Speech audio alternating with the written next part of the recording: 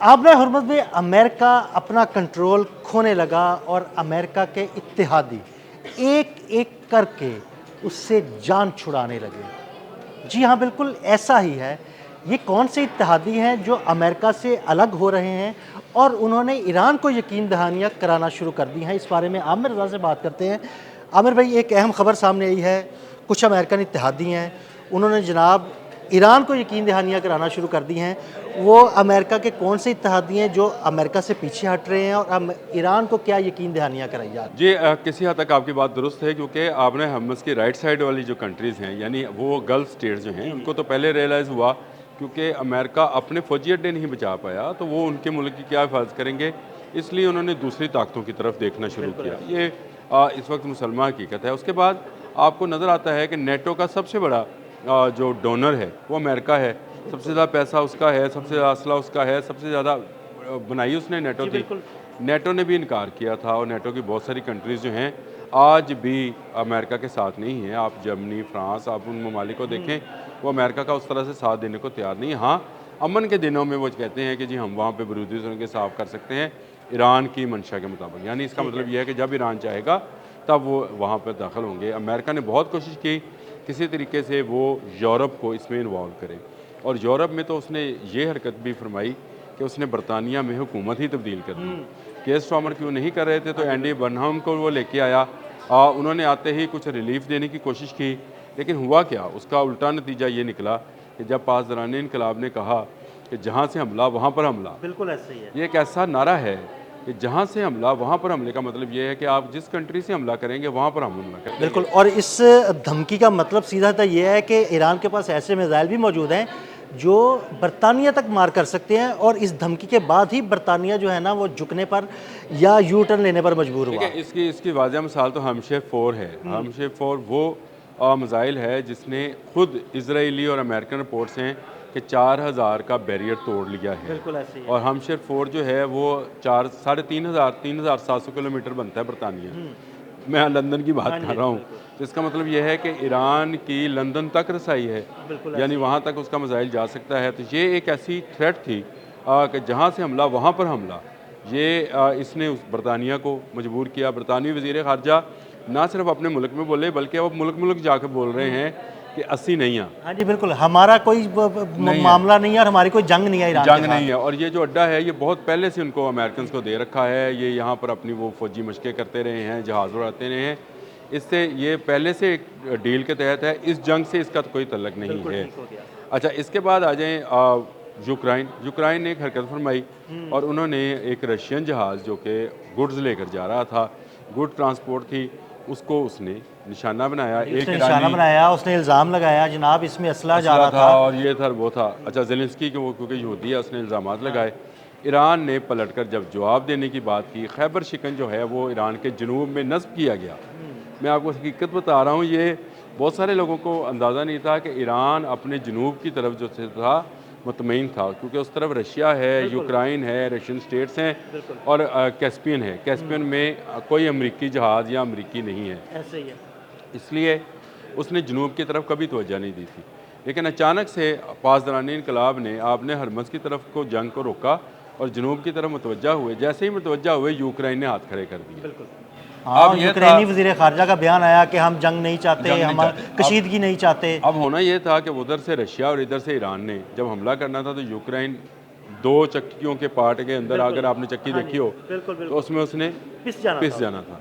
अब उससे उसने मिन्नत तरले पे आया और उसके बाद उस वहाँ के वज़ीर ख़ारजा ने बाकायदा अब्बास अराग़ची को फ़ोन किया और बताया कि ये गलतफ़हमी का नतीजा था जिससे ये हुआ। तीसरा मुल्क आता है बुल्गारिया। जी, बिल्कुल। अच्छा, अब वैसे हैरत की बात है, बुल्गारिया का नाम क्यों इस सारी जंग में आ रहा है? फ़ौजी अड्डे के लिए अच्छा। देखें, मिडल ईस्ट के अड्डे जो हैं ये सारे के सारे, अगर आप उसको ईरान के वेस्ट में हैं ये, मैंने जब आपको बताया हाँ कि ये जी, राइट बिल्कुल पे तो ईरान के वेस्ट वेस्ट में। वेस्ट में आते हैं। ईरान के ये जो नॉर्थ और साउथ वाला इलाका है, इस तरफ इसके रशियन स्टेट्स आएंगी, यहाँ तुर्की आएगा, या फिर यूरोप का वो हिस्सा जो तुर्किया के साथ साथ बिल्कुल ऐसे। बल्गारिया वगैरह आएंगे।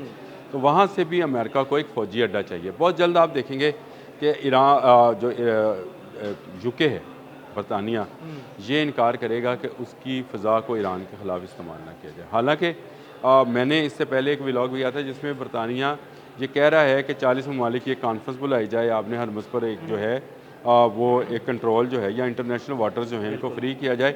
ईरान इस पर तैयार नहीं हुआ। आज के दिन तक 2 हफ्ते गुजर गए इस बात को, लंदन जो है डेट अनाउंस नहीं कर सका उस कॉन्फ्रेंस, बिल्कुल ऐसे ही है, ऐसे ही है। क्योंकि फिर लंदन ने बराह रास्त, लंदन से मुराद मेरी यूके हाँ जी। गवर्नमेंट है, कि इसने बराह रास्त जो है यूके ने निशाने पर आना था ईरान के। ये एक ऐसा खौफ है जो कि किसी ज़माने में अमेरिका का था कि यार दुनिया में जो करा रहा है अमेरिका करा रहा है, डरो इससे। ये खौफ ईरान ने फैला दिया है। तो ये एक बड़ी कामयाबी है कि आप देखें कि एक के बाद एक अमेरिका के ख़ुद इत्तेहादी जो हैं उससे जान छुड़ाना चाहते हैं। वो चाहते हैं कि अमेरिका जो है अब जिस तरफ जंग के जिस सूरत हाल में फंसा है ये फंसा रहे। ये हमें फंसाना चाहता है अपने हरमज़ के अंदर, ये हमें फंसाना चाहता है बहरिया कैस्पियन के अंदर, ये हमें फंसाना चाहता है बहरिया अहमर के अंदर, हम इससे बाहर जाएं। देखें अभी भी मैं ये क्रेडिट देता हूँ सऊदी जो प्रिंस हैं मोहम्मद बिन सलमान, उनका ये क्रेडिट है कि इस जंग में जो डोनाल्ड ट्रंप बरके मार रहे थे उन्होंने एक मरतबा फिर डोनाल्ड ट्रंप को बचा लिया। बिल्कुल ऐसे ही है। मैं यही कहूँगा हाँ जी, ऐसे ही है। कि क्योंकि वो कह रहे थे ना कि वो एक बहुत बड़ा हमला आप करूंगा, लेकिन वो बाद में जी के इत्तेहादी जो हैं मिडल ईस्ट के, उन्होंने कहा जी कि हमला ना करें, इस तरह की जितना बड़ा हमला होगा उतना बड़ा रिएक्शन आएगा। ऐसे ही है। ये ईरान ने पहले 40 रोज़ा जंग में साबित किया, फिर ये 20-22 रोज़ की जो जंग जो 7 जुलाई से जो मुसल्लत की गई थी, इसमें उसने साबित किया कि आप जहाँ से हमला करेंगे वहाँ पर मैं हमला करूँगा, और जितना बड़ा हमला करेंगे उतना बड़ा हमला करूँगा। देखिए इनके अपनी दिफाई क़ुव्वत जो है ये आहिस्ता आहिस्ता आहिस्ता आहिस्ता ख़त्म होती चली जा रही है। ये कमज़ोर होते हैं और फिर उसके बाद ये कुछ मेरा ख़्याल है विटामिन डी के सीरियल्स पीते हैं और उसके बाद दोबारा बरके मारने शुरू करते हैं। तो ये एक लोगों को ये नज़र आ गया है कि ईरान अपने दिफा में, अपनी खुद मुख्तारी में, अपनी सॉवरेनिटी पे वो कोई सौदेबाजी करने वाला नहीं है। अच्छा आमिर भाई, अब ये खबरें सामने आ रही हैं कि यूके, बुल्गारिया, यूक्रेन, इन तीनों ममालिक की जानिब से ईरान को ऐसी यकीन दहानियाँ करेगी कि जनाब हम किसी भी इस किस्म की जंग का हिस्सा नहीं बनेंगे आपके खिलाफ। देखिए पहली बात तो यह है कि ये खबर तो मैंने शुरू इसी से किया था कि इस तरफ वाले मिडिल ईस्ट वाली कंट्रीज़ पहले जो हैं वो अपनी पहलूदही कर रही हैं। अब उस तरफ वाले ममालिक जो हैं, अमेरिका क्योंकि यहाँ से भागकर वहाँ जाना चाह रहा है, यहाँ का नुकसान वहाँ से पूरा करना चाह रहा है, तो अगर वहाँ से हमला होगा तो ईरान के पास, मैंने आपको बताया कि हमशेर 4 की सूरत में 4000 किलोमीटर वाला मिसाइल मौजूद है, और इतलात के मुताबिक तो उसके पास कोरियन ICBM भी मौजूद है, और नॉर्थ कोरिया ने ये ICBM जो है उसको दे रखा है। ये सारी वो चीज़ें हैं, टेक्नोलॉजी है जो इन मुल्कों को इस जंग से बाहर रखने पर मजबूर कर रही है। ईरान इसको बड़ी बखूबी जानता है। देखें उसने यूक्रेन को जुनूब की तरफ जवाब देने की जब बात की तो यूक्रेन भाग गया। इसी तरह उसने यूके को बताया तो तुम्हारे मुल्क से मुझ पर बमबारी हो रही है, और मैंने आपसे ये लफ्ज़ इस्तेमाल किए हैं कि आने वाले चंद दिनों में आप देखेंगे यूके ये कहेगा कि उसकी फ़ज़ा को, जिस तरह सऊदी अरब ने कहा था कि मेरी फ़ज़ा को आप ईरान के ख़िलाफ़ इस्तेमाल नहीं कर सकते, आप जहाज़ उड़ाना चाहते हैं उड़ाएँ, ज़रूर जिस तरफ जाना चाहते हैं जाएँ, लेकिन आप अगर इसको जंग में इन्वॉल्व करेंगे तो ये मेरी कंट्री पर हमला होगा, और अगर उसकी कंट्री पर हमला होता है तो आपको अंदाज़ा नहीं है इस वक्त यूके की इकॉनमी जो है वो बिल्कुल एक ऐसे उसको समझे कि किनारे पे है, बिल्कुल डावाडोल किनारे पे है, और इसमें एक धमाका भी उसको नेगेटिव पॉइंट्स के ऊपर गिरा सकता है। तो ये यूके को बिल्कुल अंदाज़ा है, इसीलिए उसका वज़ीर ख़ारजा नगर नगर घूम के ये बात कर रहा है। यूक्रेन को अंदाज़ा हो गया कि जनूब की तरफ एक तरफ से रशिया, एक तरफ से ईरान हमला करेगा। तो ये मैं आपको बता चुका हूँ कि बुल्गारिया में भी अमरीकी फ़ौजी अड्डे को वो इस्तेमाल करना चाहते हैं, और बुल्गारिया गवर्नमेंट जो है उसने हाथ खड़े कर दिए हैं। आहिस्ता आहिस्ता आप देखेंगे कि मिडिल ईस्ट में भी हाथ खड़े कर देंगे। और अगर देखा जाए तो इसराइल क्यों भाग गया इस पूरी जंग में जो 7 जुलाई से मुसल्लत की गई थी, इसराइल नहीं आया है, क्योंकि इसराइल को भी पता है कि अगर ये मुझ पर हमला हुआ तो मैं उस बैलिस्टिक मिसाइल्स को सिस्टम को नहीं संभाल पाऊँगा। इससे पहले ईरान साबित कर चुका है, उसने इसराइल के चप्पे चप्पे पर अपना मिसाइल के निशाना छोड़े हुए हैं। उन मिसाइल्स के नेचर से होते हुए अब इसराइल भी नहीं आएगा। तो देखा जाए तो आपने हरमज़ में अमेरिका आहिस्ता आहिस्ता आहिस्ता आइसोलेशन की तरफ जा रहा है। बहुत शुक्रिया आमिर भाई। आमिर भाई ने बड़ी तफसील के साथ इस सारे मामले पर रोशनी डाली। ये भी बताया कि अमेरिका के अपने इत्तेहादी अब आहिस्ता आहिस्ता उससे पीछे हट रहे हैं।